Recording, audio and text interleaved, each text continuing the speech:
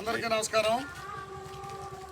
ఈరోజు ముఖ్యమంత్రి నారా చంద్రబాబు నాయుడు గారి దిశ నిర్దేశంతో జలవనరుల శాఖ మంత్రివర్యులు నిమ్మల రామానాయుడు గారి ఆధ్వర్యంలో, అట్లాగే గన్నవరం శాసనసభ్యులు యార్లగడ్డ వెంకటరావు గారి సూచనలతో మనకి ఎన్డీఏ ప్రభుత్వం అధికారంలో రాగానే పట్టిసీమ పంపుల్ని సమాయత్తం చేసి ఈ నెలలోనే విడుదల చేయడం జరిగింది. దర్మిల 10వ తారీఖు మనం కృష్ణా తూర్పు డెల్టాకి రిలీజ్ చేశారు మంత్రి గారు. మన గౌరవ శాసనసభ్యులు వెంకటరావు వీళ్ళంతా కూడా రైతులు అటెండ్ అవ్వడం జరిగింది.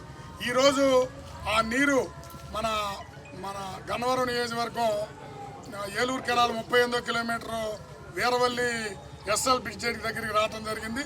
దానికి మనం ఈరోజు గ్రామ పంచాయతీ వీరవల్లి కానీ నీటి సంఘం వీరవల్లి ఆధ్వర్యంలో మనం గోదావరి జలాలకి జలహారతి సమర్పించి మనం కుంకుమ పసుపు పూజా కార్యక్రమాలు చేసి జలహారతి సమర్పించడం జరిగింది.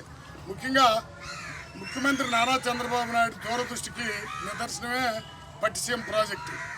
ఈరోజు ఎప్పుడో 2015లో కృష్ణా ఎగువ భాగం నుంచి సాగునీరు పరిస్థితిలో రాని పరిస్థితిలో మన కృష్ణా డెల్టా ఎండిపోతుందనే ఉద్దేశంతో పట్టిసీమ ద్వారా కృష్ణా గోదావరి నదులను అనుసంధానం చేసి 2015 నుంచి 2019 వరకు 358 టీఎంసీలు గోదావరి జలాలు కృష్ణా డెల్టాకి ఇవ్వటం వల్ల అప్పుడు 45,000 కోట్ల ఆదాయం వచ్చింది 15-19లో.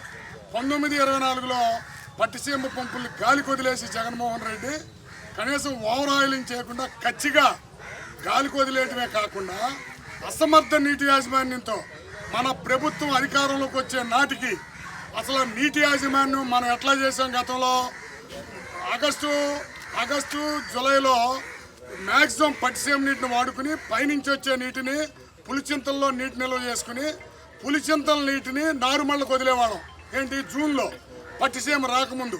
ఈయనేం చేశాడు, పట్టిసీమని గాలికి వదిలేసి జగన్మోహన్ రెడ్డి గత ప్రభుత్వ హయాంలో పంపులు కనీసం ఓవర్ ఆయిలింగ్ చేయకుండా రైతులు గొడవ చేస్తే అవినిగడ్డలో తెనాల్లో గుడివాడలో ఎండిపోతే పంటలో విధిలేని పరిస్థితిలో పంపులు అరకొరగా వదిలి మొత్తం మనం పులిచింతల్ని ఖాళీ చేశాడు ఈ గనుడు.